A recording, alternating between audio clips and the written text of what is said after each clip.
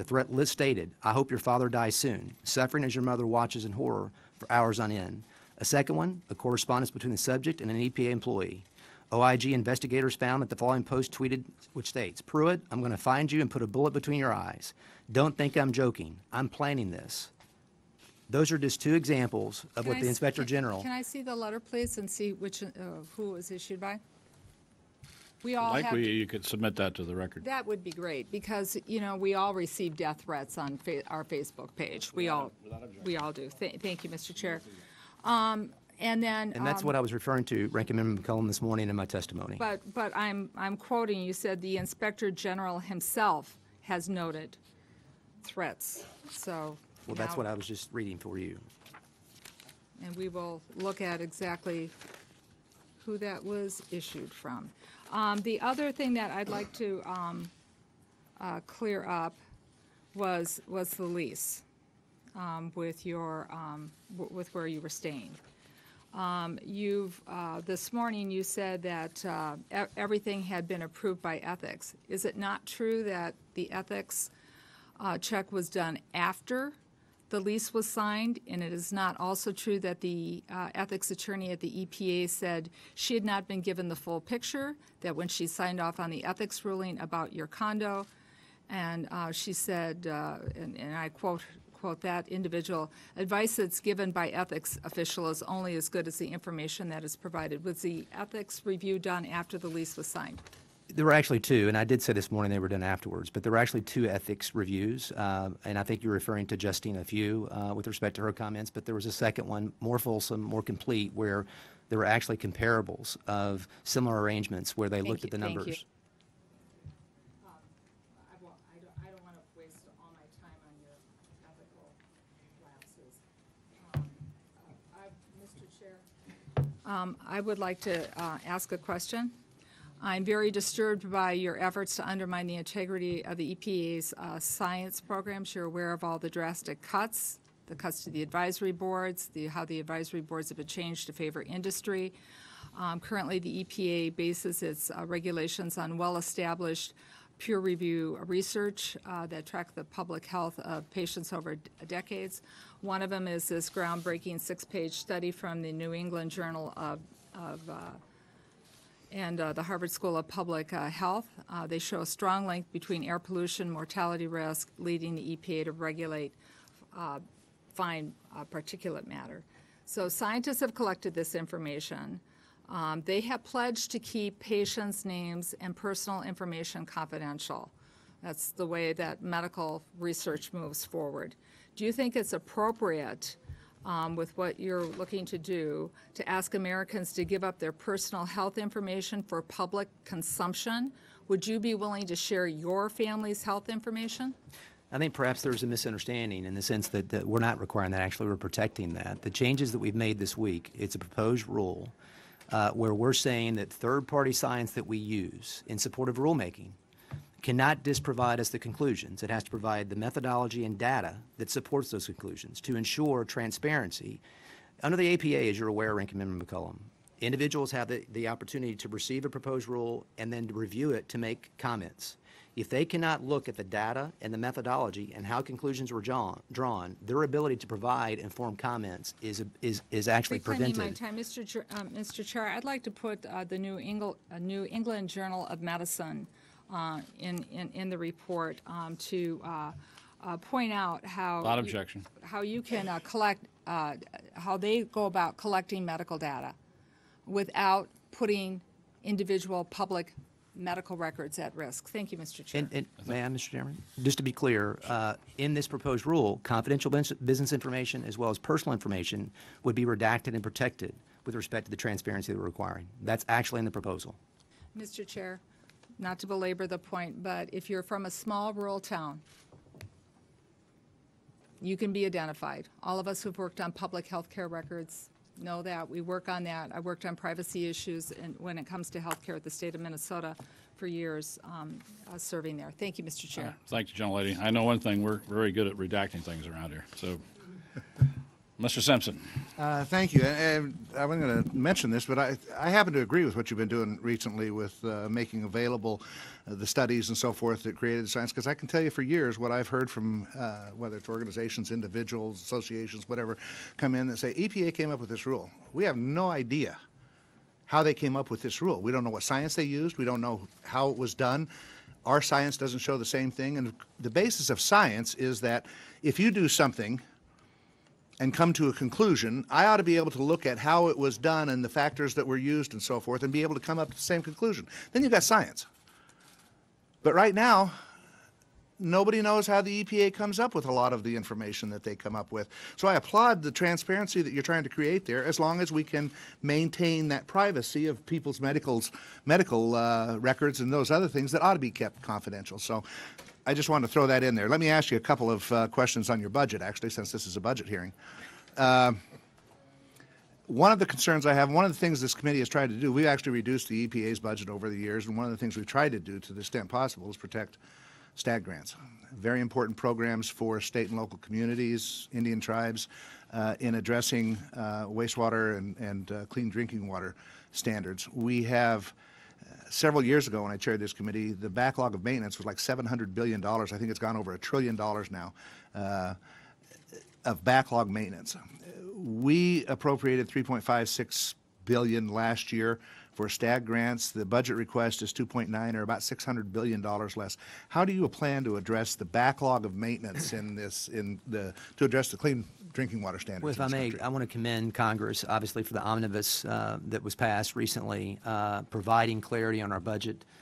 These are very important areas that you've described. About half our budget, historically, has been focused upon these grant programs to assist the states in implementation and critical infrastructure. And it's something that I'm committed to and will continue to convey that to the individuals I work with at OMB to hopefully see different objectives in the future. But I really appreciate the work of Congress to restore those levels of funding around those grants. One of the other important programs that was actually zeroed out in last year's budget that we didn't do and is zeroed out again in this year's budget is the Rural Water Association. With a lot of small communities in Idaho and in other states, they depend on this rural water assistance program to help them learn how to address the standards that are necessary under the Clean Drinking Water Act. Is it wise to eliminate that program? And what coordination have you had with those local communities about how best to spend that money? Well, it's not, in my view, it's not wise. And I think that the collaboration with the states and localities is really the heart of federalism around these issues. You know, we have critical water infrastructure needs across this country. I mentioned lead in my opening statement. You know, we have an opportunity as a country to take steps over the next 10 years to truly allocate resources to replace those lead service lines. I was in Cincinnati Monday of last week. They are leading the country with respect to leadership at the local level to replace lead service lines. And so I can only say to you that it is a commitment of mine, and it's something that I want to see the agency emphasize going forward. And I'm hopeful that we'll have, you know, good outcomes as we go through the budgeting process. One final really quick question. Long introduction maybe. In 2012, the Idaho DEQ received approval from the legislature, state legislature, for site-specific temperature standards for the salmonoid spawning below Hells Canyon Dam on the Snake River. The rule was submitted to Region 10 EPA. In March of 2014, EPA Region 10 asked for more information on the rule, which Idaho DEQ supplied. To date, no further action has been taken on the rule. The Clean Water Act states that EPA is required to respond within 60 days to the on approving this rule, or 60 days or 90 days if it would like to see changes to the rule. Since the rule was submitted in 2012, we are now more than 2,000 days beyond that requirement. The rule is a science-based standard that NOAA Fisheries has encouraged EPA to adopt, concluding that it would not hurt fall Chinook or their habitat. Will you commit to us to working with the state of Idaho and Region 10 so that we can resolve this impasse that's been going on for several years? Sounds like we have work to do as far as responding, and I apologize for that delay as relates to our part of that. Chris Hadlick is the new RA in Region 10, the regional administrator. He was one of the last that was actually approved. And so I think he's catching up to a certain degree, but I'll be in conversations with the regional administrator to address this issue promptly. Thank you. Thank you. Just a comment on your question, Mr. Simpson, on infrastructure. Don't forget WIFIA, because I think WIFIA is going to be a great tool to help leverage monies to go into these various programs. Ms. Loy. Thank you, Mr. Chairman. Administrator Pruitt, I'd like to follow up with two questions. Based upon my review, you are strategically starving programs that identify chemicals that could be harmful to children while rolling back and delaying regulations for deadly chemicals. In December, you indefinitely delayed the proposed rule to ban paint strippers containing methylene chloride. This chemical has killed 50 Americans since 1980. 3 have died since EPA first proposed to ban it. Just this past October, Drew Wynn, a 31-year-old small business owner, was killed when he was overcome by the fumes from the chemical stripper he used on the floor at his business. He bought that paint stripper at a home improvement store. When EPA conducts a cost-benefit analysis of rule promulgation, what value does it place on human life? And which is more important to you, the happiness of the industry you regulate or the safety and well-being of Americans? And what will it take for you to finalize this rule to save lives? So I appreciate the question because I think there's some misinformation in the marketplace about what we have done and not done with respect to that proposed rule. I mean, as you know, the Obama administration in January, as they were leaving office, proposed that ban.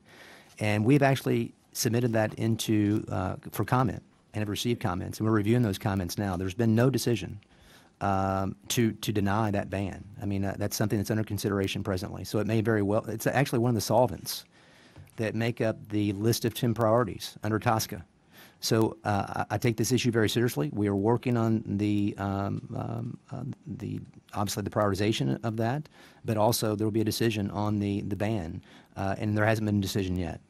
Well, I appreciate your comment, and I look forward to a very clear decision because it is costing lives. If I may, about the chemicals generally, we had a backlog. You know, under TSCA, as you know, before new chemicals enter the flow of commerce, we have to approve those new chemicals. When I came into office, there were over 700 of those chemicals that formed a backlog. I actually prioritized resources at the agency, utilizing Office of Research Development to assist the programmatic office to ensure clarity going forward on those chemicals. So we have tried to make progress at prioritization around these issues, and we'll continue to do that, but wanted to share that with you as well. I thank you, and I have one more question. Perhaps, though, you can discuss with us or just tell us how long that process will take, because lives are being lost in the interim. On the proposed ban? Yes. The comments, I actually asked earlier how many comments we had received, and I didn't get the official number. It kind of depends on the volume of comments, but I would imagine that it's something that we can do this year. I appreciate that, and the sooner the better. I have one other question now. Your budget proposal prioritizes industry over the health of the American people, in my judgment. Last year, I asked you about the proposed elimination of the endocrine disruptors program, which is critical to protecting against negative effects on public health caused by various chemical exposures. You assured me that you shared my concern and would work with us on restoring it, yet once again, you have proposed its elimination. How can you say that you will work to restore funding and then propose elimination? I think, Congresswoman, one of the things that I would share is that the absorption of those functions has actually gone to the chemical office, and we're using current available testing to address those issues. I'm not sure what you're responding to me. Are you working on it, and when can we expect a clear decision? Well, there's an I can available... remember, frankly, when that first issue was brought to my attention, must have been 20 years ago, by the woman who discussed it. And this is really problematic. They've found all kinds of materials put in plastic, and I won't, you know the whole story, and I won't go into it, but I think a decision has to be made sooner rather than later. Yes, ma'am. Yes? Yes, I mean, I think that the testing battery, what I was sharing, is that there's a tiered testing methodology that our chemical office has in place that's being used to absorb the requirements that with the program that you've referenced in the interim until we get clarity on the budgeting aspect.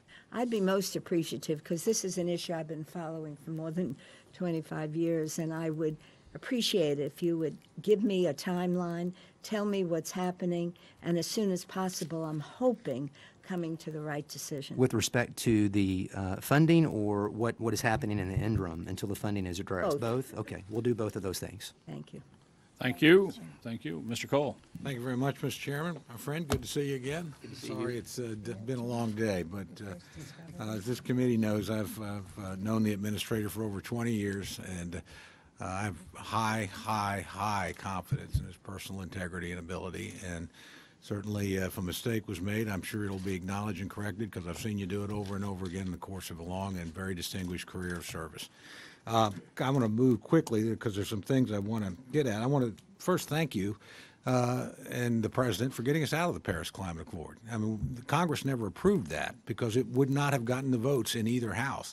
And if you got confidence in agreement and you want it to be permanent, you need to bring it before the Congress of the United States. The last president chose not to do that. So I think this president, and on your advice, acted wisely in that area. Also want to thank you for the deregulatory thrust of your office. I hear it over and over again from farmers, ranchers, all sorts of people, how grateful they are for what your department's doing to free them up from burdensome regulations. Now, been fulsome enough in my praise, but I have one other point to make first. On the budget, to be fair to you and the administration, we passed the omnibus budget, a month ago, roughly. I assume your budget for 19 was prepared before we had come to, or mostly prepared before we'd come to a bipartisan agreement. Is that the case? I think that's right, Congressman. So, I mean, that suggests to me that you have to adjust the budget. We didn't give you time to do it. And frankly, we were late getting our work done.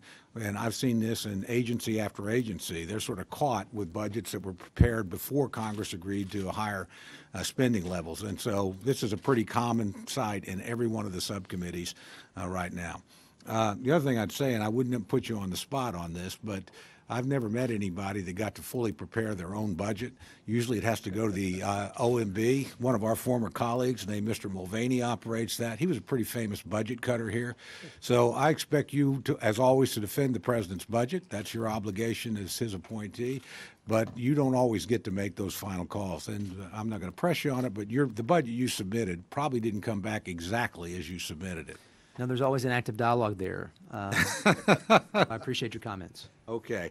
Now, there is one area that I do have a special concern in, and that is the cuts in the state and the tribal grant programs. Those, as my colleagues suggested, are extraordinarily important, and particularly in the tribal areas. These are not governments, in many cases, with much in the way of independent revenue. They don't have the ability to tax. And so, and they're in some of the most remote and difficult sites in the country. So I would just tell you, we're going to probably always be pretty aggressive at pushing back in cuts in those areas, because that's really not the federal bureaucracy. That's money going right out directly to help the people that we all represent. So I would ask you to revisit that with the powers that be inside the administration. And as you know, Congressman, we have an International and Tribal Affairs Office that works with those sovereign nations across the country with respect to implementation of environmental statutes and regulations, and it's something that's very, very important to our efforts. So I agree with your assessment. I have one particularly local matter to ask you to look into. As you know, the Kerr Water Lab is located in Ada, Oklahoma. It's long been EPA facility. It's a very good facility. Does groundbreaking work in groundwater issues. We recently had an administrator that left there. Nothing inappropriate about that. But the one before him, that was allowed to stay vacant for 4 years. We had acting administrators. So I would just ask you in your office to put some attention to that. I don't have any candidate. I just don't want the administrative post in an important national laboratory left vacant for 4 years. And frankly, it does disadvantage us when we're actually competing for part of the budget for research and science inside the EPA. I hear you, and I appreciate the comment, and it's something that I'll visit with the ORD about that to make sure that there is ongoing efforts to fill that position. I think those labs regionally are very, very important to the work that's done by states across the country, because those state implementation plans, water quality standards, various steps that are being taken by the states to actually implement the regulations that we're setting, they need that technical assistance. And so those regional labs matter substantially to helping them do that. Well, I would just ask that you keep us posted on the process. Again, I don't have a candidate. I just want to make sure that from a personnel standpoint, that facility has the appropriate leadership, and I would appreciate your help. With that, I yield back, Mr. Chairman. Thank you. Ms. Pingree. Thank you very much, Mr. Chair. Thank you, Administrator Pruitt. Clearly, you've had a long day, and it's not over yet, but thank you for being in front of our committee. I've had a chance to listen to a lot of the dialogue earlier this morning, and I'm not going to ask you to repeat every single question, but I do have concerns about the many things that have been raised about how you've administered the organization, some of those things that have already been brought up, some others about retaliation of whistleblowers, their housing issues, abuse of hiring authority, violations of the Hatch Act. There's really quite a list. But I have to say, I want to focus my concerns on some of the severe policy disagreements that I have with you. First off, I had hoped you'd spend a little more time defending a reasonable budget. I know my colleagues mentioned it's not easy when you're the appointee. You have a budget, you have to sort of take a little bit of what's given to you, but to have the 30% cuts, the dramatic cuts that we have actually bailed you out of, I think, twice now in the budget processes. They don't stand. Programs are being eliminated. This just couldn't possibly go on, and I'd like to see you be a little bit more rigorous in your defense. But I want to focus a little bit on a couple of issues that concern me. I have a sense that some of the appointments of this administration don't have the same view of how they should administrate the organizations as maybe some of us do, but are somewhat there to dismantle it or to look at a different purpose. And I know I hear praise on the other side of the aisle, but one of the concerns that I had was how you oversee the EPA, the Environmental Protection Agency. And a lot of concerns have already been raised about whether you have too much of a bent towards industry, towards fossil fuels. There were concerns raised about your trip to Morocco and the idea that you were there to promote LNG sales. I can't for the life of me imagine why an EPA administrator would be over there promoting energy sales. We have a Department of Energy. You should be thinking much more about some of the challenges with LNG and why you would be on the other side. If I may. Quickly. Yeah, so there's a free trade agreement. The ambassador of Morocco actually met with me in advance of a free trade agreement that was being negotiated and completed in February of this year. We were there in December to negotiate the environmental chapter. That was the focus of the trip. There was a lot of reference made to LNG only because the ambassador asked me to share that with the individuals when I was in country. Well, it's certainly been portrayed in another way, and it certainly raised a lot of concerns. And I would not want to think that you saw yourself as promoting fossil fuels or fossil fuel sales outside the country. I'm also really concerned about how you talk about climate change. It's been widely reported that you do not agree with the issues around climate change. You call it something that's been far from settled. This is a quote from you. I think that measuring with precision human activity on the climate is something very challenging to do, and there's tremendous disagreement about the degree of impact. You've also been known to say that there are assumptions being made that because the climate is warming, that it's necessarily a bad thing. A recent article just showed that EPA staffers are given talking points to play down climate change, to say it's not clear that there's a man-made impact, to raise uncertainty. I think we could all give a tremendous number of examples why this is honest and honest faster than we ever imagined, that scientists from around the world are talking to us about this. And I thought I might just quote from a couple of letters I got actually this week. I represent the state of Maine. We are part of the Gulf of Maine, which is warming at a rate about 99% faster than the oceans around the world. Lobster fishing is critical, both to our economy, to our tourism business, to our culture. I get these letters from kids who live in fishing community. There's one that said, one of the changes from climate changes is warming waters, rising sea levels, and the migration of lobsters. In around 50 years, the water level will rise and the coast of Maine will be having tropical temperatures, and there will be many new types of fish. There will also be no more native species that were once here because the global temp is going up by 1.8% Fahrenheit since 1880. Climate change is a real thing. It will affect the coast of Maine. There's another kid who said, my grandfather is a second-generation fisherman who lives on one of the islands. Every summer, my cousins come up. We always take a trip out to the island to eat lobsters and camp out. It's a tradition that I know and would like to carry on with my children, but it might not be possible. If the oceans keep warming and pushing lobsters north, there will most likely not be the same island culture that there is today. Lobster fishermen will be replaced by tourists. There'll be no reason for me to return to the island with my children. I mean, that might be through the eyes of children, but if you're not going to listen to scientists, who are you going to listen to? This is what's going on in my state. And how do I go home and tell them that the administrator of the EPA doesn't want to put resources in this, doesn't actually believe in it, and said, oh, maybe we're getting some benefit out of this? How do you defend that? Well, as I've indicated many times, I've said it over and over again, the climate's warming, and we contribute to it. But what's lost in this discussion is what authority does the EPA have to regulate?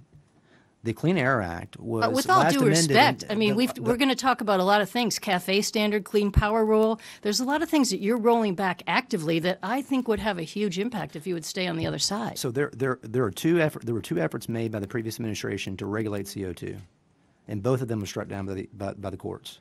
We'll get creative. So- There's a lot more we could be They doing. were creative. CAFE standards were not struck down by the courts. But that's not the issue we're talking about here. The Auto emissions? tailoring rule that the previous administration adopted with respect to CO2, and then the Clean Power Plan, was stayed by the U.S. Supreme Court, and it was unprecedented. That had never happened for the U.S. Supreme Court to issue a stay while a case was pending at the lower court level. That doesn't allow us to say we're not going to deal with this issue. I haven't said that. I can only take the steps that Congress authorizes me to take. The faults of the last administration on this issue is they tried to pinch it for Congress. And I've taken the additional step that no previous Republican administration has actually taken. I've actually introduced an advance notice of proposed rulemaking in the marketplace to solicit comment on our authority to regulate GHG under. Excuse me, just I want to finish my comment here. You can say that the fault is the last administration, that they didn't do it right, they were pinch hitting for Congress, but to actively deny that we are now experiencing the effect of climate change, whether it's unexpected weather, whether it's something farmers or fishermen or anyone's experiencing right now, and that there might be some benefit, which I haven't heard you justify what those benefits are. We don't have time to blame the last Congress. I want to hear some leadership out of you about what we're going to do about it. We've actually, as a country, reduced our CO2 footprint by almost 20% from the years 2000 to 2014. There was a GHG report that recently came out that showed an additional 2% reduction. Well, if it's gone down from 2000 to 2014 and you're rolling back the standards, we're not moving in the right direction. Well, the other report recently came out. Another 2% reduction, and that's largely through Not since innovation you and got technology. Actually, it was just the last couple of weeks that occurred. But I yield back. I don't need to keep going on this, but I just want to be clear. I find those statements unacceptable. I can't go home and tell my district or people that I serve with or young kids in elementary school who are writing me letters that there might be some good impacts to climate change and that it's okay to do nothing about it. Thank you, Gentlelady. Mr. Joyce. Thank you, Mr. Chairman, Administrator Pruitt. This subcommittee as a whole has recognized the importance of the Great Lakes Restoration Initiative and with the role it plays in the ability to protect and preserve the Great Lake ecosystem. On a bipartisan basis, we have rejected proposals that have cut, whether it was the previous administration or the current administration, the funding for that. And unfortunately, the 2019 budget would once again cut that from $300 million down to 30. Last year it was zero, so I guess in some ways it was an improvement, but I don't see it that way. Have you ever personally visited the Great Lakes region to see how the GLRI projects are helping us address regional concerns like invasive species and non-point source solution? yeah, I was actually in Region 5 this past week, I'm sorry. And obviously that's been a major issue for Region 5 in Chicago and the states in that region. Look, I think the Great Lakes Initiative represents something that is very, very good for the rest of the country. You have a collection of states that have joined together to advance issues of environmental concern, invasive species as an example, and taking steps locally, and they have partnered with the federal government to achieve better outcomes. I think it's the true example of federalism. I've expressed that in these discussions internally. I will continue to do that. And I really appreciate Congress restoring that to $300 million, I think, for the omnibus that you just passed. And I appreciate it because I heard that from you last year. And, I didn't have the opportunity to go with you when you were in District 5, but certainly I want to extend on behalf of Ms. Capter and myself the ability to come to the great, and certainly on a number of members of Well, ours is Erie, but it's still a good lake. They're all good lakes. And as I try to tell people, it's not a lake or a series of lakes. It's a national treasure, 85% of the fresh water in North America. So we'd love to take you out there and show you firsthand some of the ways in which it's been working. And these are regional investments. I think that these regional grants and investments matter, and but I appreciate your comments. And I agree on that. I strongly support the increased coordination between the federal agencies, states, tribes, and local entities. However, given the national significance of the Great Lakes, is it fair to expect the states and local communities to continue to shoulder the burden of the Great Lakes? Hopefully, I've addressed that question as far as my commitment. I can only say to you, Congressman, that it's my belief, my conviction that we should work together to keep funding levels consistent with the omnibus level that you passed. Well, but I thought I heard you say that it would come back to the localities, and it's important that we all work together in this. That's the point I want to make clear. If I gave you that impression, I'm sorry. I think it's a partnership that should exist between both the U.S. government and those states and localities. And as part of that, there's the Great Lakes Advisory Board. Are you familiar with that? I'm familiar with it, yes. And it would appear that, and I would, on another, if I may, pass a letter on as thank you, please, on behalf of Ms. Capter and I. Sean wants to submit that for the record. Thank you very much. And I want to know if there's any concern that we should have, whether or not you're considering to disband the Great Lakes Advisory Board. I don't know of any current consideration to ban the board, if that's your question, Congressman. Have you assessed whether it may receive advice from our stakeholders using a mechanism other than the Federal Advisory Committee Act without violating FACA? Especially when Congress has an interest in ensuring that $300 million we appropriate annually for the GLRI should have strong public advice, support, and input to you. That should be reviewed as well. Great. Well, with that, I will yield back, Mr. Chairman. Thank the gentleman, Mr. Kilmer. Thanks, Chairman. Thanks for being with us. Before I came to Congress, I worked in private industry. I worked in business and then in economic development. And here's what I'll tell you. We saw when you do brownfield restoration, when you clean up Puget Sound, it's actually good for business. We were able to, Tacoma is a more vibrant city because we remediated lands and waters. It's a place people want to live. It's a place where businesses want to invest and can profit. But the P in EPA doesn't stand for profit, doesn't stand for personal gain. It stands for protection. And sadly, there are far too many examples where the environmental protections that motivated the creation of their agency have been ignored under your leadership. And a paramount example of that is climate change. I want to follow up on Ms. Pingree's line of questioning. I'd invite you to visit our region. We are seeing the impacts of climate change firsthand. You can come and see catastrophic wildfires. You can see changing ocean conditions that are impacting fishermen and shellfish growers, not just in Maine, but in Washington State. Come visit our coastal communities. I represent 11 Native American tribes, 4 are coastal tribes that, as we sit here today, are in the process of trying to move to higher ground because of persistent flooding. When the EPA doesn't act, the conditions on the ground in Washington State get worse. And the folks in my neck of the woods depend on your agency to be the first line of defense, and you've let them down. 3 months ago, to Ms. Pingree's point, you said, I think there's assumptions made that because the climate is warming, that that's necessarily a bad thing. We know that humans have most flourished during these times of warming trends. If you came to my district, I would introduce you to people who, I'd introduce you to Fawn Sharp, the president of the Quinault Indian Nation, who told me that the ocean was once a football field's length away from her village, and now it's their front porch. You could talk to the Army Corps of Engineers in our region who have responded every time their seawall breaches and their village floods. You could visit with our shellfish growers, Bill Taylor, whose business is constantly threatened by harmful algal blooms and by increasingly acidic waters that have been so bad that our government actually declared a disaster as a consequence of it. I could introduce you to a whole bunch of folks who are impacted by this. And so I'm not going to ask you to defend, industry relationships or your views on climate science that you just articulated. I guess I want your help. What do you say, to the coastal communities I represent that face an existential threat to our fisheries that are dealing with this, with ocean acidification? Do you really think they're going to flourish because of this? Well, as I indicated earlier, I think there are a couple of questions with respect to this issue, and the one that does get lost in the discussion quite a bit is the process and the response opportunities we have as an agency. We are looking at those options on what steps we can take to regulate CO2 for stationary sources. And Congressman, that has not been done before. So let me speak to that, because you question whether you have the legal authority to do that. Even the late Justice Scalia held that opinion that you do. In 2014, the Supreme Court decision, Justice Scalia's opinion, he wrote, the EPA sought to regulate sources that it said were responsible for 86% of all the greenhouse gas emissions emitted from stationary sources nationwide. Under the court's holdings, the EPA will be able to regulate sources responsible for 83% of those emissions.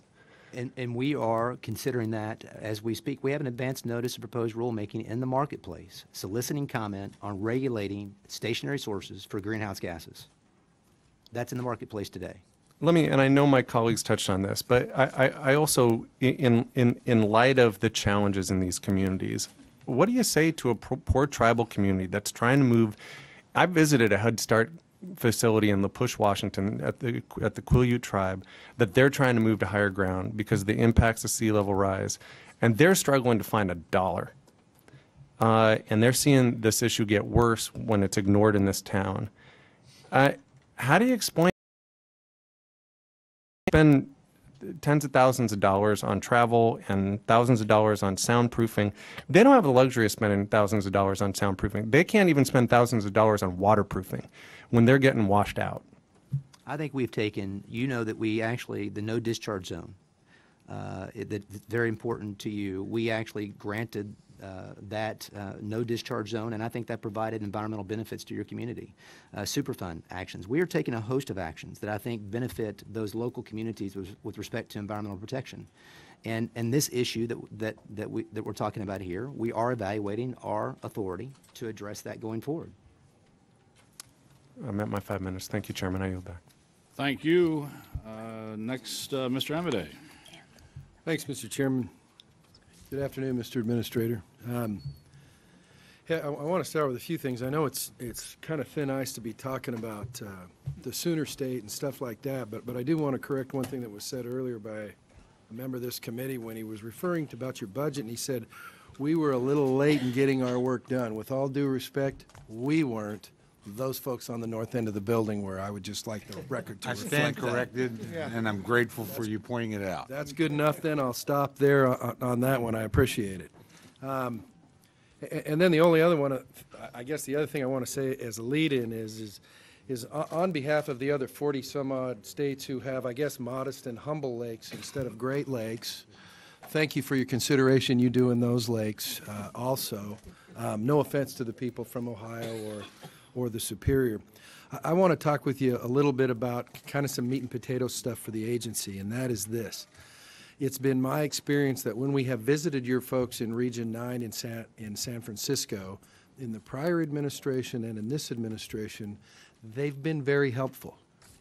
And so I don't want that to go without mention in terms of what's going on, because even though we may not be blessed with a lot of water in my neck of the woods, our issues with respect to water are still very, very important.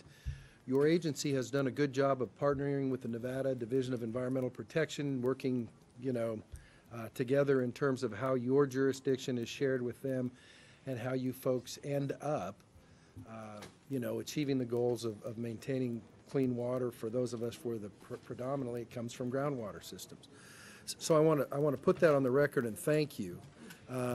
We want to visit just a couple things, and I'm not going to take your time today because I know you've been fully employed so far today, and I know you've probably got plenty of fun things to do tonight in terms of overtime. So I just want to put on the record with your folks that we're going to be getting a hold of you. We want to talk about a couple of wastewater situations that are a result of the huge winter that we had on the eastern slope of the Sierra. That are not under your direct control, but it kind of gets into your jurisdiction. One of them's north of Reno, in a place called Swan Lake, if you can believe that there are swans in the desert. Another one is an update on your Superfund activities in the state, because while you don't have a lot of them, some of them are kind of long range. By necessity, we just kind of want to see where we are and what the status is with a under your administration in going forward in that. So with that, we'll look forward to getting a hold of your legislative liaison folks. Thank you for your service. I yield back and thank the gentleman from Oklahoma for his contrition on that one. Mr. Chair, may I first? Yeah. Mr. Pruitt? I just want to offer, because I think the point the Congressman makes about the state DEQs, Departments of Environmental Quality, and the Departments of Natural Resources across the country, that's been an emphasis of ours at the agency to work with our state partners in a very, very close way with respect to these, technical assistance. We were talking about that earlier. So I really appreciate hearing that Region 9 and others are doing that effectively, because it's been a point of emphasis. I want to point out, too, that the lake that the gentleman's referring to is shared with the great state of California, so I just wanted to make that. Thank you, Ms. Mr. Cap- Chairman. I was just referring to the better part of the lake. Okay. Ms. Captain. Thank you, Chairman Calvert and Ranking Member McCullum. Welcome back, Administrator Pruitt. I wore this color today for a reason. Last June, I invited you, and I think it's fair to say Congressman Joyce joined me in this, to visit Lake Erie, the 12th largest freshwater lake in the world, and the shallowest of the 5 Great Lakes. And that lake is choking, and it's choking deeply due to phosphorus and manure runoff. In fact, 4 years ago, the city of Toledo had to shut off its freshwater system to over 500,000 people for 3 days because of what is happening with toxic algal blooms. Now, I'm a little offended you couldn't accept our invitation. I know you're a busy man, but I read in the paper that you, in the past year, traveled to Italy and Morocco, and the trip to Italy alone cost more than $120,000. Did you travel to those 2 countries last year? I did, Congresswoman. You did. And for the G7 in Italy. And do you have any idea what a plane ticket to Cleveland, Ohio might cost you to come and visit? Yeah, probably less than the trip to Italy. It would cost you a great deal less, yes. It would be about $200, $250, somewhere in that range. And according to a federal judge who ruled just recently, you have ignored your duty as the administrator of the Environmental Protection Agency for this nation under the Clean Water Act. And I'm sure that court proceedings will bring out the truth in all of that. The president's budget for this year recommended elimination, zeroing out of the Great Lakes Restoration Initiative. And what I would like to know is, did you recommend that to the president? I did not. All right. The budget you are submitting this year cuts the Great Lakes Restoration Initiative by 90%, $270 million, which isn't even enough. Even if we got $300 million, which we've had in the past, it wouldn't be enough to deal with what we are struggling with right now. Your budget cuts our Section 106 pollution grants by 33%. You eliminate Section 319 non-point source pollution management grants. And I want you to know that all of those cuts and those programs represent, if they were funded, half of Ohio EPA's budget. Half. All right. So our states depend on this funding. I would like to know if you recommended to the president to cut those programs. I did not. Right. I also want to let you know that the Superfund program, which is very important to us, is terribly short-staffed in Region 5. And I'm sorry to be provincial, but we've all talked about our parts of America. That's what the House does. We represent all places in our nation. In that region, there are 0 hydrogeologists, who are the people who determine how the toxins may spread and endanger other citizens.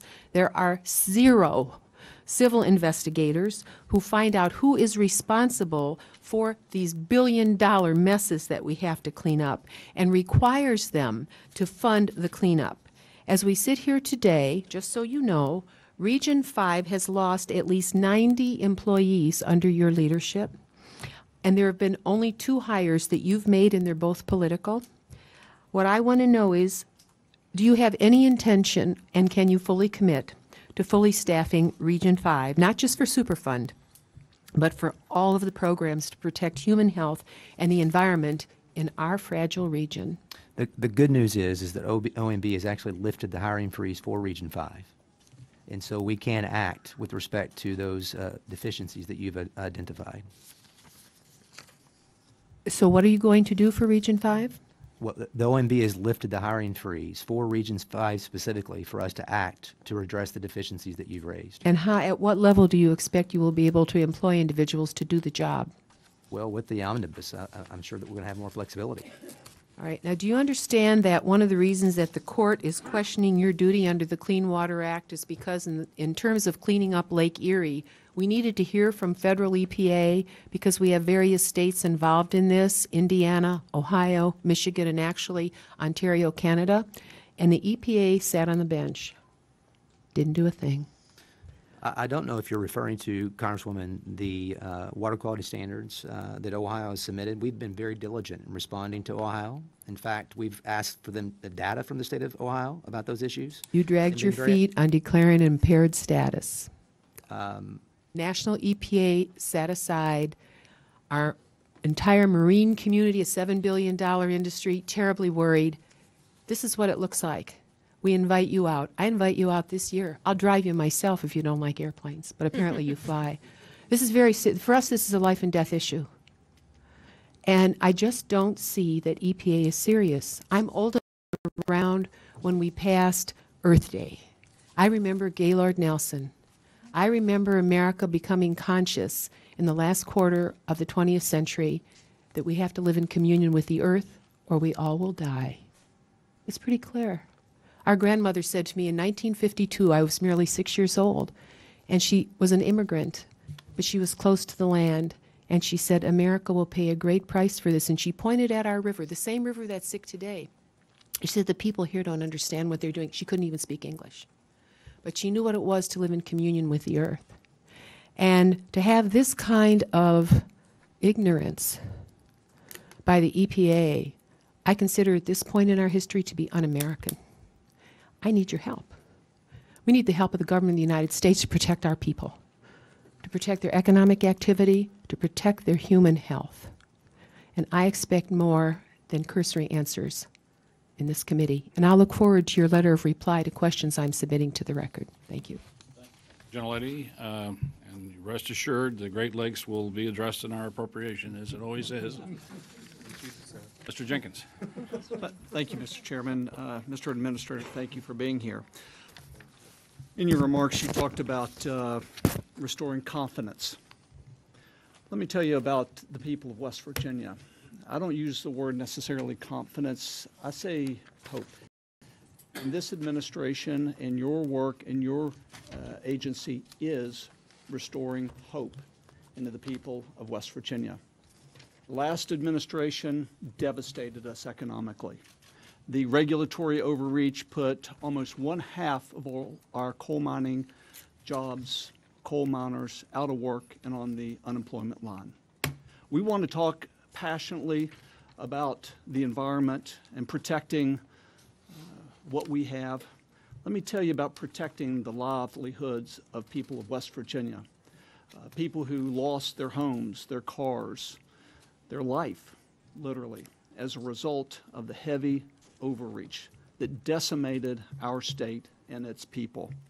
What a difference, candidly, an election makes.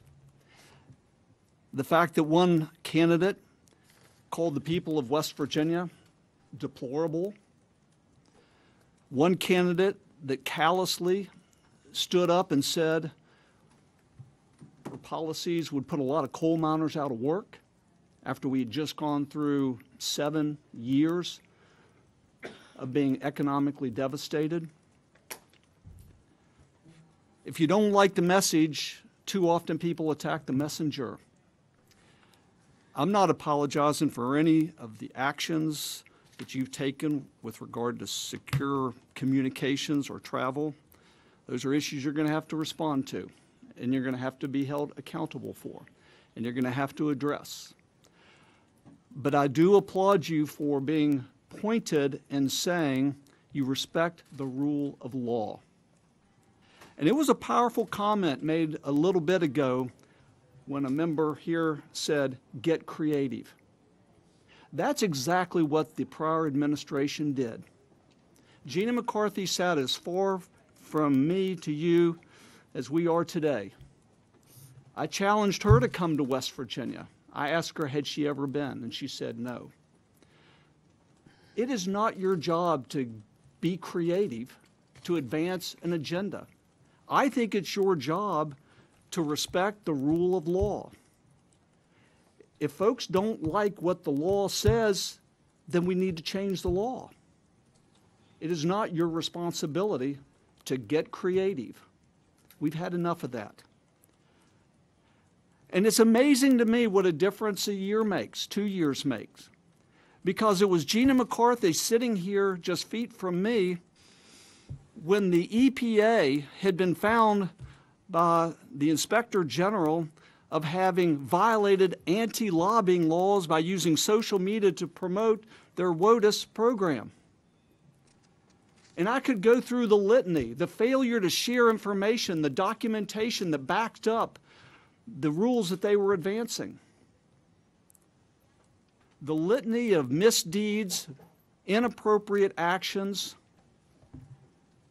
from the prior administration put us out of business in West Virginia. And today we are back in business, thanks to this administration and the promise and the commitment that you made to the coal miners of West Virginia. We are an energy state. We've got abundant coal, natural gas, oil. We have fueled the nation. We have forged the steel that have won world wars. We've got good people. They didn't deserve the last administration that absolutely deprived them of their livelihood. I appreciate the fact that you're respecting the rule of law, and I appreciate the good work of this administration getting us back in business. Thank you, Mr. Chairman. Thank the gentleman. Ms. McCollum. Thank you, Mr. Chairman. I've had a few minutes to look over the document that was given to us by Administrator Pruitt, and I don't see anything in here, just for the record, because I want to make sure that Mr. Art Elkins from the AG's, the IG's office, his name doesn't appear on this. This appears to be a log that talks about Mitch McConnell and others. So I know it's in the record, but this is not a satisfactory answer to me, what you handed me. I just wanted you to know that, sir. I want to go back to the science question I had, because one of my colleagues said, well, he wanted to get back to the budget. So my question on the science was that what you're working on is you're proposing dismantling ways in which scientific health data was gathered before and making it more public. We had this discussion. There's a bill that was introduced by one of our colleagues in the Science Committee, Mr. Smith, and so it's been scored. So this is a budget question. What the EPA would be doing would be spending $250 million annually over the next few years to ensure transparency, which does not seem to be a problem in putting things together in medical journals to have medical scientific evidence that has been used in tobacco cases, other cases, and what we need to do to protect the public health from harms that are being made by certain substances. So I just wanted my folks on the other side of the aisle to know my question did have a $250 million attachment to it of money, in my opinion, that would be wasted. Mr. Pruitt, staff has been under attack during your tenure. You publicly blamed your staff instead of taking responsibility for your wasteful spending. And I heard what you said. I take full responsibility. But yeah, when someone asks the question, it's always, well, you know, someone signed this, or someone did that, or someone did this, and I was under the impression. You know, it seems to be a pattern. You're supporting a budget that nearly slashes 4,000 employees. You've imposed hiring freeze and staff buyouts, and I'm glad to hear you're going to lift the freeze and or portion of the freeze. We'll see how big it is in Region 5.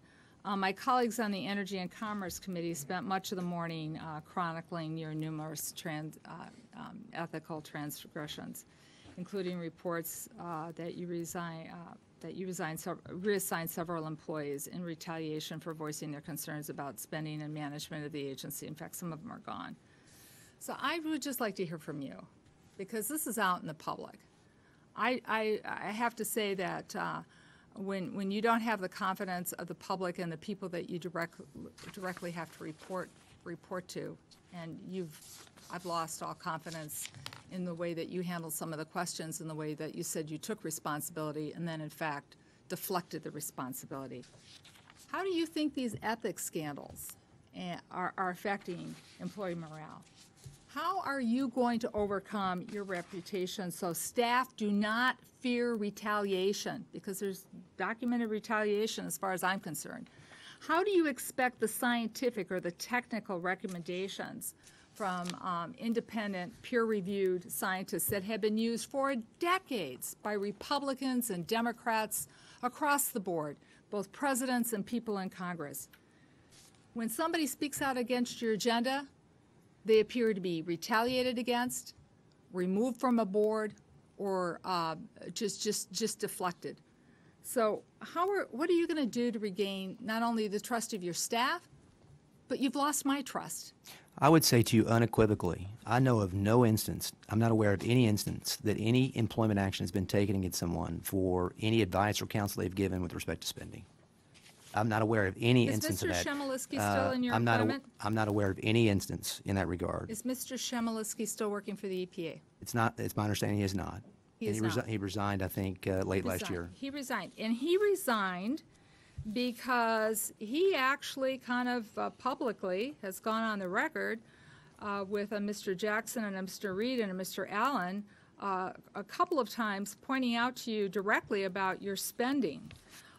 They had questions about things going on in the office and desks and hardening of cars and other things like that. They looked at your travel plans, and a couple of times their pushback prevailed. And then Mr. Shemilisky, who had been very vocal about it, because I find this kind of a curious thread, all of a sudden found himself the target. He found himself the target after he came back from a trip from Asia with Mr. Pence. He was asked to resign, turn in his credentials. Mr. Pruitt's aides informed the White House that they were dissatisfied with Mr. Shemilisky's unresponsiveness during his travel plans, including a time when he could not be reached in Hawaii when he was preparing for a visit by Mr. Pence. There were anonymous complaints filed with the EPA inspectors generals that alleged Mr. Shemilisky could not get the appropriate level of security clearance for his duties because of various indiscretions. After an investigation, the Inspector General dismissed all allegations in the complaint and found it unfounded. And it appears that Mr. Perona, who I mentioned earlier, who's under an ethics investigation, was the person out to discredit him.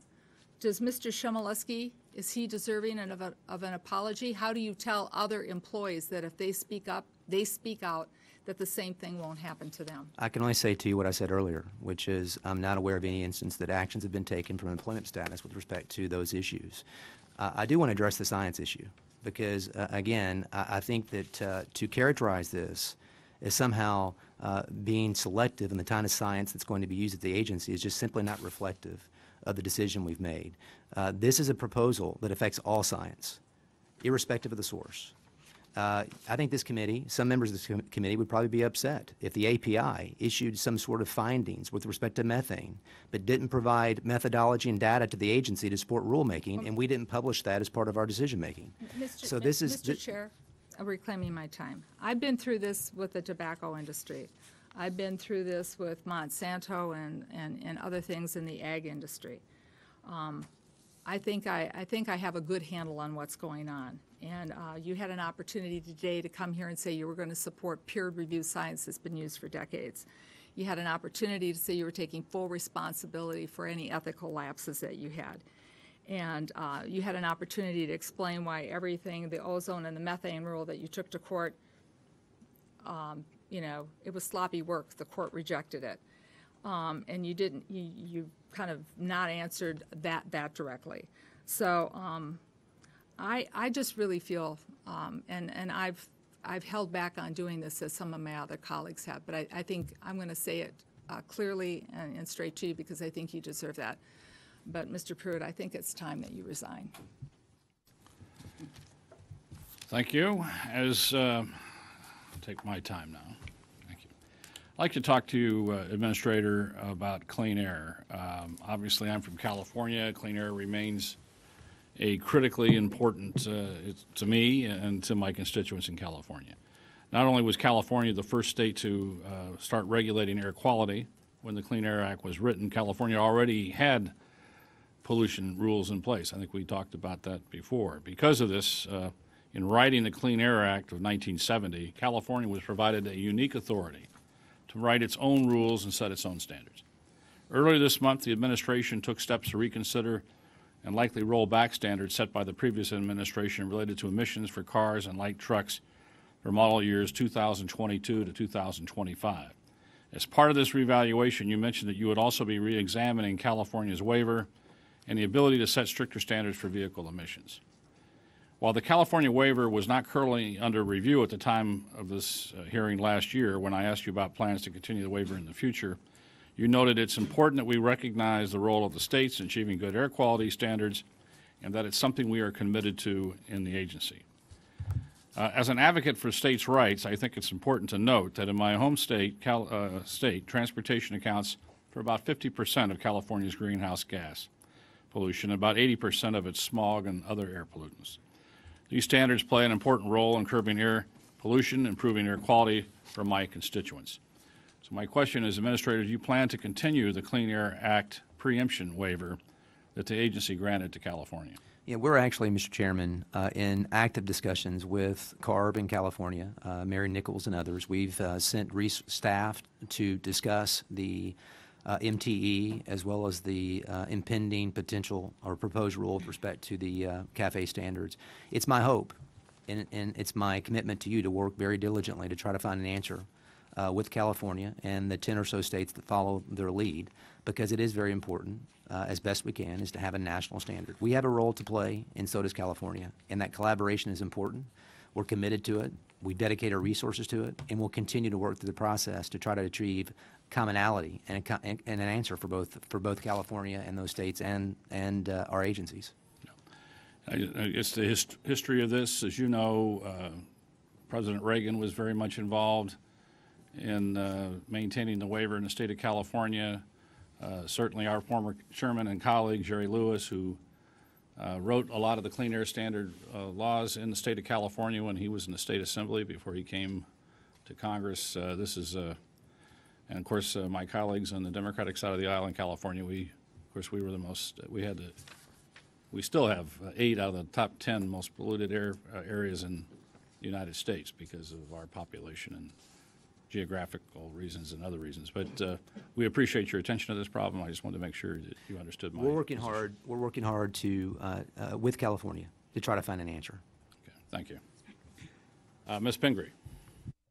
Thank you very much. Thank you. Thank you again, Administrator Pruitt. And I appreciate my colleague in the chair bringing up this question from the perspective of many states. We're very grateful for California and setting higher air standards, and that they've often moved the rest of us forward. I brought up CAFE standards before, and I just want to go back on that a little bit. I'm concerned about some of the changes in the administration around CAFE standards, greenhouse gas emissions, and the relationship to that, and the idea that there would be any loosening of that standard. I think I look at clean air in kind of the big picture here. As I have told you ad nauseum, I come from the state of Maine. We're also at the end of the tailpipe when it comes to the Clean Power Rule, which clearly you disagreed with. You know, we are one of the states where if there are coal-fired power plants, and I certainly sympathize with the coal miners and the challenges of those communities, but on the other hand, we get the bad air. We have high rates of childhood asthma. We have red air alert days for a state that you think of as pristine and clean and has a huge tourism industry. It's surprising that we would end up with this bad air. So I have no idea why would you want to roll back emission standards on vehicles. there's always, of course, pressure from the industry, but there are a lot of studies and statistics that show that we've all saved a lot of money for having higher fuel efficiency standards. I know Mainers are very pleased that they pay less money at the gas pump. We have amazing technology now. We have jobs that have been created, whether it's hybrid cars or electric cars. I can say that I drive a Volt. It's a hybrid car, and I have to fight over my electric parking space in the garage now, and I'm getting kind of grumpy about it because it didn't used to be anybody else down there. But I think there are Republicans taking my space, and I want to do something about that. But, I mean, you know, there's money in this to be had, and all car companies are moving to this. So I guess my question is, it seems to me you don't have you know, just like climate change, on this one, you don't have our best interests at heart, that you're not on our side on this. And I want to throw in there and give you some time to talk about it. The other thing is this idea that the administration is rolling back the once in, always in policy. And I know that gets a little obscure and complicated, but basically when we have identified sources of pollution before, we've forced them to stay with any reductions that have been made, to make it simple. And so in January, you also announced you're going to roll back that rule. It just seems to me, that you don't take this seriously, that there's something going on in our atmosphere, whether it's about the public health and asthma and all the concerns we have around that, or climate change and the emissions in our atmosphere. And why are you on the other side of this? Thank you for a couple of things about each of those issues. As you know, the time period that those standards are typically set are for 5 years. And in 2010-11 timeframe, the previous administration adopted those standards up till 2022, 2025. And that's very difficult to predict. You know, the market conditions, you know, over that long period of time. What's the price of gas? What's consumer demand? All the issues that drive the decisions with respect to those standards, it's very difficult to be predictive over that long period of time, which is why the midterm evaluation was put in place. And so as the midterm evaluation was evaluated in April of this year, the data that was reviewed showed that the assumptions made in 2011 didn't match what was in the marketplace in 18 with respect to the fuel cost, the fuel demand, and other related issues. What we don't want to see happen is to set the standard so high, Congresswoman, that manufacturers manufacture cars that people don't purchase. Because what happens is that people stay in older vehicles, which actually increases emissions. Because they don't have the choice. We should be focused upon efficiency for cars that people are actually wanting to purchase. So as we go through this process, we've not concluded anything yet. All we did in the midterm evaluation is to say we need to evaluate that based upon current data. And there'll be a proposed rule that will take place with DOT, and there'll be a process where comments will be received and informed decisions will be made about whether the 54 miles per gallon, approximately, was appropriate. Well, with all due respect, we do have a pretty good sense of what's happening. I mean, you hear from most car companies, they're moving to electric cars. There are people lined up to buy Teslas. There are people who are talking about electric tractor-trailer trucks. I mean, there is a movement in that direction. So to say that suddenly we're uncertain about it, or to say that somehow we should favor the oil and gas industry because, you know, maybe there have been less sales or the price is going down, doesn't make any sense to me. There was a lot of certainty in which direction we were going, and it seems to me you're reversing that decision. The other area was it ozone? I can't remember. My other question was around once in, always in. Always in. And you rolled that back in January. And I think that's something, again, I'm not sure, my perspective on that is that you have major emitters and you have minor emitters under the statute. And previous policy said to those that were in the major emitter category that though they invested sometimes hundreds of millions of dollars to improve their outcomes, they always had to stay in that major emitter category. And to me, that's a disincentive. My understanding was that they always had to comply with the level. They couldn't suddenly go back up again. They were required, once they'd reduced their emissions, to keep those emissions reduced. They had to stay. They could never be. They could never emit again. You could never go in the minor emitter category despite investments you had made to reduce emissions. That seems to me to be a disincentive to companies across the country to invest to improve outcomes. Seems to me a disincentive to pollute. And no matter, we're obviously at an impasse here, so we'll stop. But I just want to say, I don't know how the head of the Environmental Protection Agency can have so little concern about climate change, so little concerned about the impact on public health of these admissions and make so many decisions to go in the opposite direction when it is clear we shouldn't be doing that. And for all of us who have constituents and people and public health to protect, you do not seem to be serving our interests. Thank you, gentlelady, for questions. Just as a point, as you're looking through the causes of asthma, years ago we were looking at that. It's also important to look at indoor air pollution is a problem also because of some of the pollutants that are in our homes and irritants that may have an impact on asthma also. Mr. Simpson. Thank you, Mr. Chairman. I am going to have a question here at the end of this, a really short one, but I have to make a couple of statements first. I'm pleased that gentlelady is plugging in her cars downstairs and supporting that coal industry that's providing that electricity that that charges that car. One of the problems with electricity, very bipartisan here. yeah, one of the challenges, and I support electric vehicles. One of the challenges you have is that in Idaho, I might drive 500, 600, 700 miles a day. I don't have 4 hours to charge a battery halfway there or a third of the way there 2 or 3 times. Now, we're working on that. A lot of that work's done at the Idaho National Laboratory and stuff. And yeah, you're going to have more electric cars in the future and more hybrid automobiles. That's a good thing as far as I'm concerned. But I was told that since transparency of science is, in fact, a budget question by my ranking member, who's a good friend, I guess I can ask her about that or make a statement about that. I have a hard time believing, and it came with her opening statement where twice she used the word solid science. The question is, what is solid science?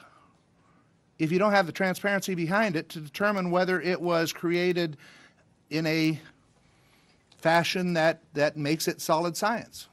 Based on who? Based on what? Whether it's the New England Journal of Medicine or Bazooka comic book. Not trying to equate the two. But I can't believe that anybody would have a problem with saying, let's see how you came up with this science. How did you come to this conclusion? Can I repeat your experiment and come up with the same conclusion? If I can't, there's something wrong here. Then maybe we ought to look at it further. To me, that's what I think you're trying to accomplish here. Now, the ranking member has said, I think I know what's going on here. I'd like to know what's going on here, if that's it or not. But as I said in the opening round, I have heard more and more industries, businesses, associations say, I don't know how they came up with this. We can't duplicate it. And without transparency, how the hell do you know whether it's good science or bad science? Good science is that science which I agree with. Bad science is that science which is on the other side of the aisle, I guess. That's no way to do it. My good friend from Idaho invoked me, so I will be brief and then let the administrator say something. But only if I yield, right? Right. I'm asking if you would. Go ahead. Thank you. So we're talking about health data. So scientists are able to collect health data because they pledge to keep a patient's name and personal information confidential because of HIPAA. Didn't the administrator say that that could be kept confidential under the proposal that they're making? Is that what you indicated originally? At $250 million. Yes, Congressman, that's correct. And I think you've said it eloquently and passionately, much better than I have today. And I think your assessment is absolutely right. The science that is reproducible and transferable should drive our decisions at the agency. We should be agnostic about the source. If you know what's interesting about this discussion is that we're talking about third party. Not done at our agency. Right. These are not studies that are being done by ORD. They're not being done by a lab. They're not being done by a programmatic office. They're being done by a third party that is not under the same controls or guidance that we have as an agency. And as those third party studies are produced to us, they undergird rulemaking. They're actually what we use to say this is action we're taking that will apply as laws of general applicability to Americans across the country. And to say that as those third party studies come in, that they should be subject to reproducibility and transferability. Data and methodology should be a part of the conclusions, to me makes abundant sense. And that's the proposal. The concern about personal information data, confidential business information, all that will be addressed as we go through the proposed rulemaking process because it is important to protect that data. Thank you. I was going to also comment on what Mr. Jenkins had. I've been kind of astounded here hearing people say, you need to get creative. Find a way to enforce the law. As I studied politics since junior high school, I guess, I understood that it was the legislative branch that wrote the law with the help of the administrative branch, and that the president could either veto or not veto a bill, that became the law, and it was your job to carry out the law as passed by Congress. And if you saw a problem that the law didn't address that needed to be changed, it was your responsibility to try and tell Congress or submit a proposal to change it so that you could address it. But otherwise, it's your job to carry out the law as it exists.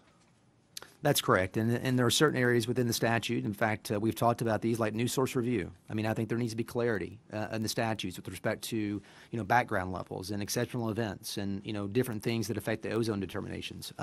It's the same thing with WOTUS.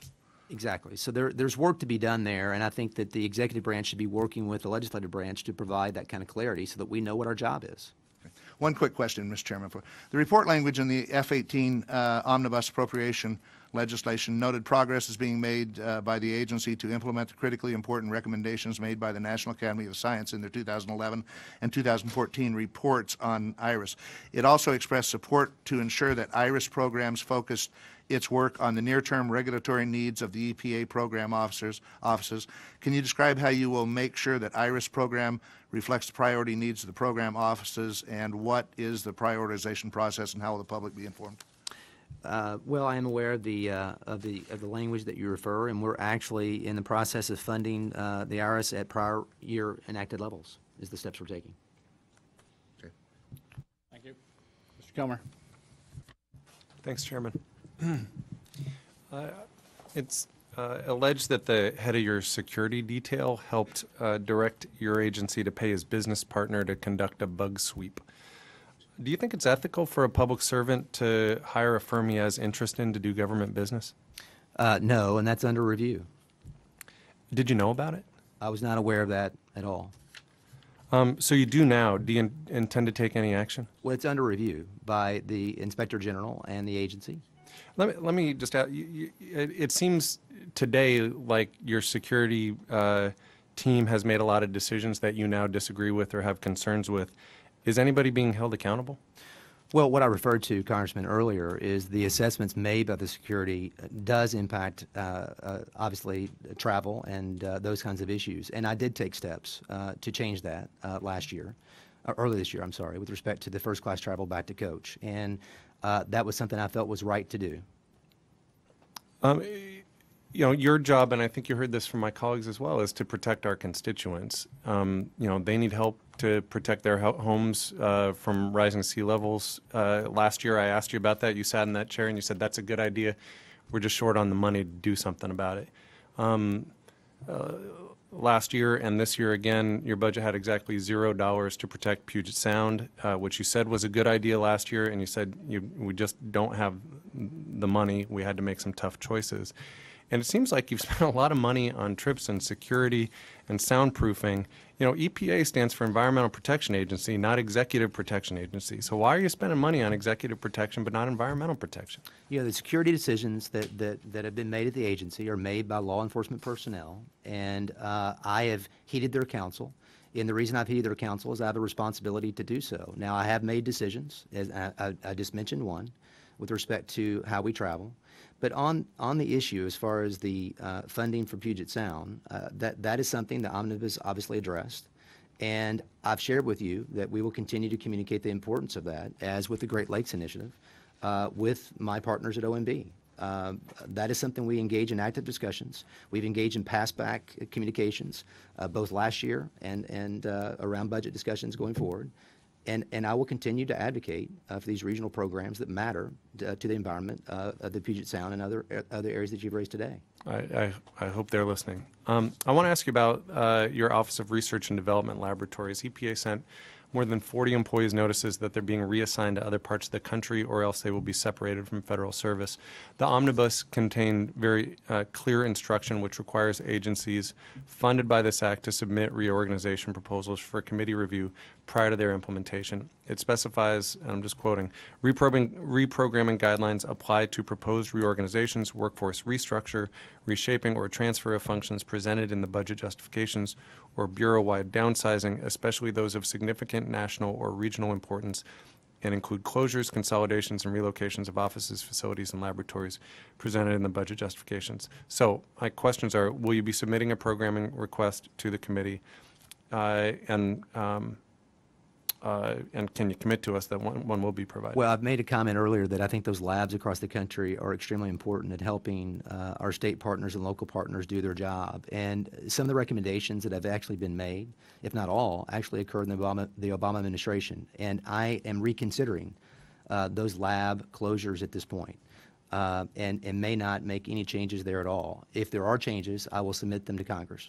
But at this point, I'm revisiting those decisions. Thank you. Thanks, Chairman. I yield back. I'm going to address Mr. Cole here pretty soon, but first I want to make a point, Administrator. I think I can speak for the entire committee that no one wishes you physical harm in your job, and so we want to make sure that the proper security is provided and that you and your family are kept safe. I think that's important. With that, Mr. Cole. Thank you, Mr. Chairman, and I want to be very careful how I wage this because I don't want to get on the opposite side of my friend, the chairman, at all. But when we talk about this is a curiosity question, but has real economic impact in my area. One of the largest private employers I have is York Air Conditioning, which is a division of Johnson Control. Employs about 600 or 700 people. They're moving up to 1,100 people. They're clearly doing well. And the facility's been there for, you know it, you've driven down I-35 plenty of times. It's right off there on the east side of the road. It's been there since the early 1970s. I recently was visiting there, and there's a testing lab, and they had multiple bays. And they explained one of their great problems was the fact that while I'm a big believer in federalism, waivers do cause them, particularly when it's something like California, a gigantic problem because they're driven by the market. It's not like all states are equal, and California is an economic powerhouse. So, and that's actually one of the issues they raised with me, and again, not critical of anybody in California or anything like that. In their view, it said, you know, we need some measure of uniformity here if we're going to, produce for a national market. So does that go into the economic consequences when, it'd be one thing if Oklahoma asked for a waiver on something. We're not very big, but Texas or Florida or California really are. So you see the ripples of that out through the whole economy. And, sometimes that's actually been a force for the good. It's been a driver in innovation and what have you. But how do you weigh that out when you're wrestling with those kind of decisions? This waiver issue has long been a point of contention. I mean, in fact, it was the Bush administration, I think in 2007, 2008, that actually rejected the waiver. There are statutory criteria that you have given me to evaluate with respect to the waiver.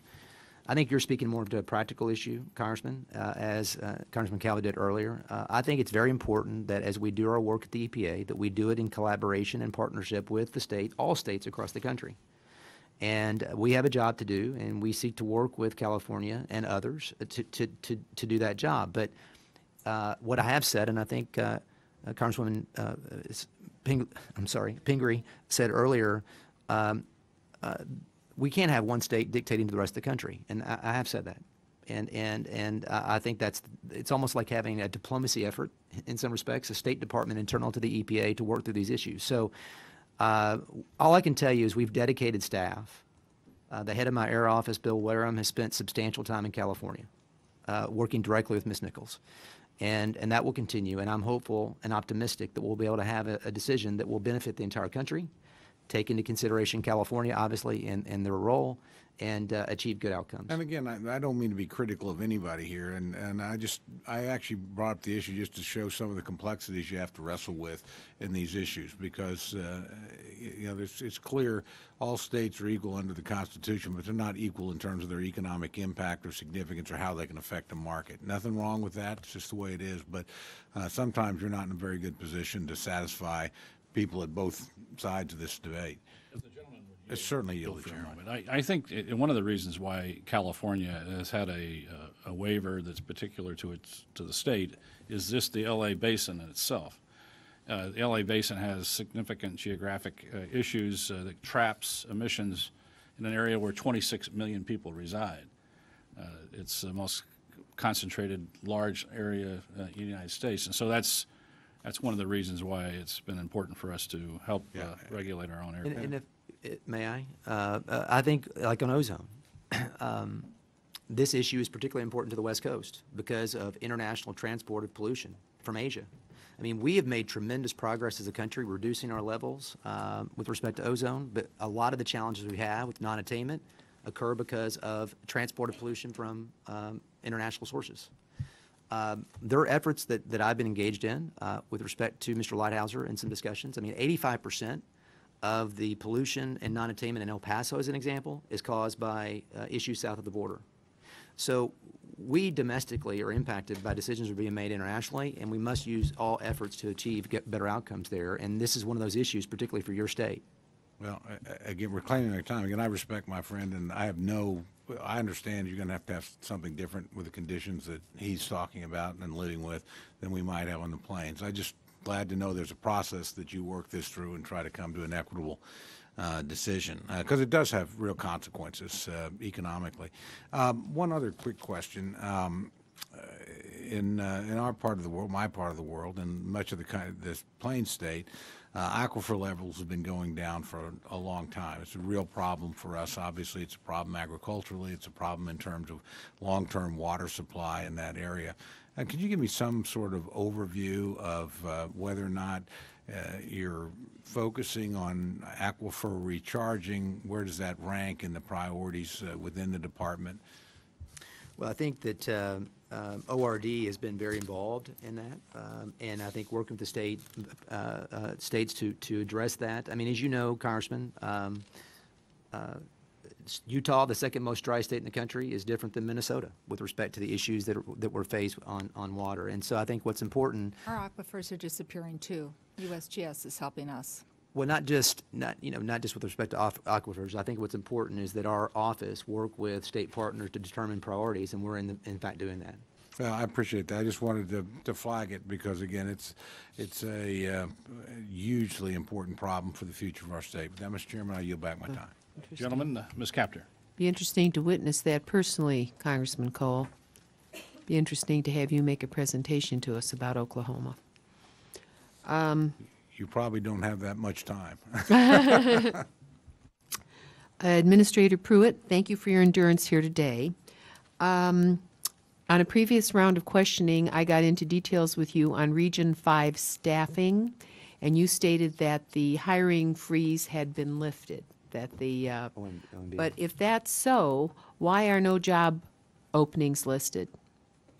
I'm not sure why that's taking place. I just know OMB has suspended that hiring freeze for Region 5. Now, they did it April 12th, so that may be why it's not taking place yet. So it's just been within the last 2 to 3 weeks. 2 to 3 weeks. Do you? I'm sorry, that was in 2000. No, I'm sorry, that's 2017. Actually, 2017. So it's been over a year that's been suspended Yes. by OMB. So why don't you have any job openings listed for Region 5? According to the information I've been given, they aren't listed. So if you're going to hire, how do people know there are jobs available, especially with as many people as left the region already?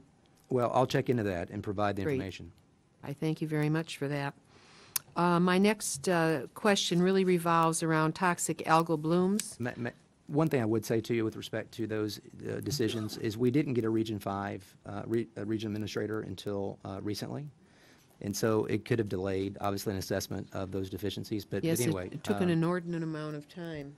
Yeah, it did. Last year, I asked you about the U.S. EPA's acceptance of Ohio's Clean Water Act assessment of the waters of Lake Erie, and you countered that the state had not actually assessed the waters, I'm quoting, as if that was an acceptable response when you, as the federal administrator, are required to assess those waters every 2 years under the Clean Water Act. So what we had was a tennis match between the federal government and the state of Ohio, neither of which showed that much concern about what was happening to Lake Erie. Now there's a federal court case in which a federal judge has stated that, in fact, U.S. EPA had given Ohio a pass. A new report by the state of Ohio shows that, in fact, the runoff problems are getting worse.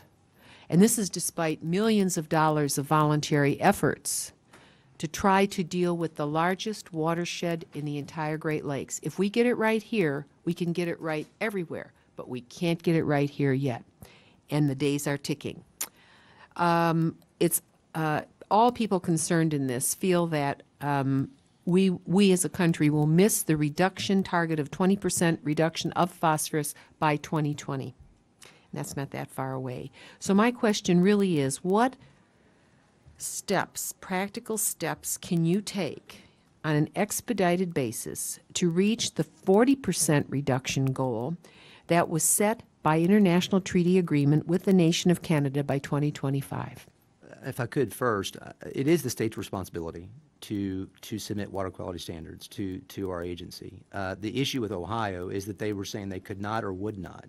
And the delay that you're referring to is our office and our agency going back to Ohio saying it was their responsibility. Now, this is subject You to also litigation. have authority every 2 years under the clean. You have authority, the federal If government. the state refuses to do it, and this is subject to litigation, and we are obviously evaluating that. But that was what caused the delay that you're talking about, the communications between the EPA and the state of Ohio. Well, one could say that over the last couple of years, maybe there wasn't a real willingness on the federal level nor on the state level to deal with this lake that is so sick. We're committed to doing that. I'm really glad to hear that. And could you tell me what steps you will take, practical steps, to stop the toxic algal blooms that are killing that lake? I mean, I believe that those conversations, not just with Ohio, but the states and the entire region, there's been a commitment through cooperation to reduce those phosphorus levels. Now, other states, I mean, certain states need to do more, and I think that we have to look at TMDL opportunities to address that if states refuse to take the steps that they're supposed to take. Well, I reissue my invitation to you, and I think I speak for Mr. Joyce as well, Mr. Administrator. Come to our area. I really think you need to have EPA personnel right up on that lake, and they need to be working with our people. And probably, oh my goodness, I don't know how many tens of millions of dollars have been spent. We're not getting it right yet. Rotary has made this their #1 priority, as high as their selection of eliminating polio years ago. You have international Rotaries interested in helping, but to what end? We need a leader. We need your department, your agency, to engage fully. And I'm really begging you to do that. Well, we should proceed to set up that trip. Thank you. Thank you. Thank the gentleman. And Congressman Joyce should be a part of that as well. Absolutely. We're locked at the hip. He's at one end of the state, I'm at the other. Thank you. Mr. Jenkins. Great. Thank you, Mr. Chairman. I, too, would like to extend the invite. I think you're going to be doing a lot of traveling this next period. But, you know, a lot of people want to come invite you to their state to see concerns, see problems, seek action. As I stated in my remarks a moment ago, I want to extend an invite to you to see success, see progress, see people back to work. So I hope you will come to West Virginia and, yes, express our gratitude, but also see what work we are doing. And we do care deeply about clean air, clean water. We've got scenic beauty second to none. So I hope you'll come to West Virginia. Great. Will you do it? Oh, absolutely. Okay, thank you. A couple of quick questions. For the term that I've been here on this committee, every work product out of this committee, we have put limitations of funding to implement Clean Power Plan, limitations of funding to implement Waters of the U.S.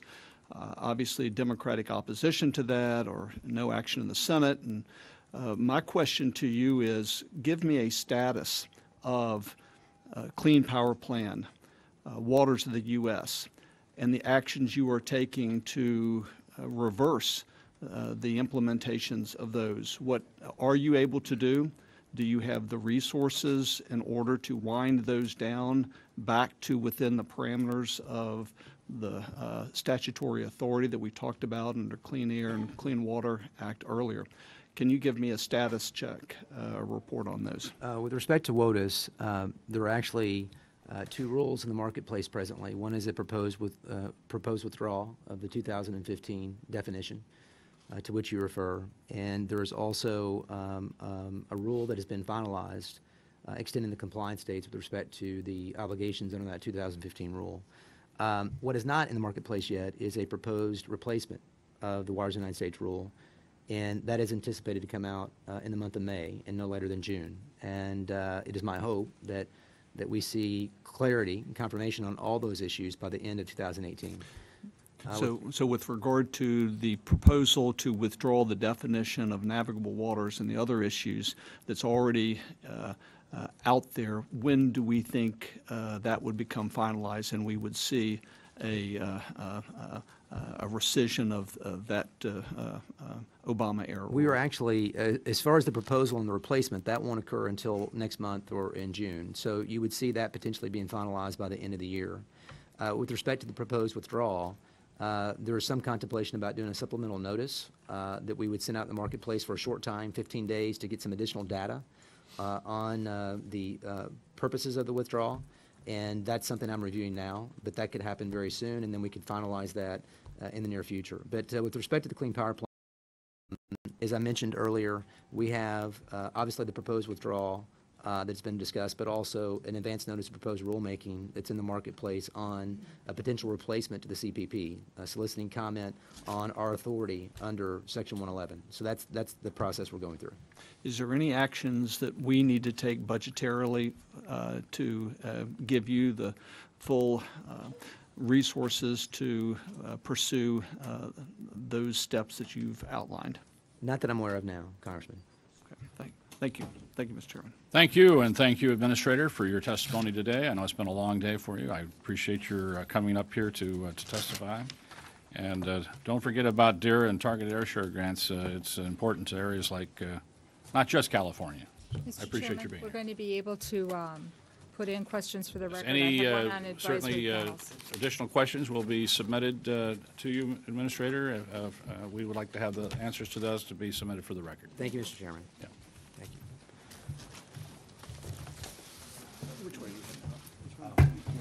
Okay. Thank you, Mr. Chairman. Thank you.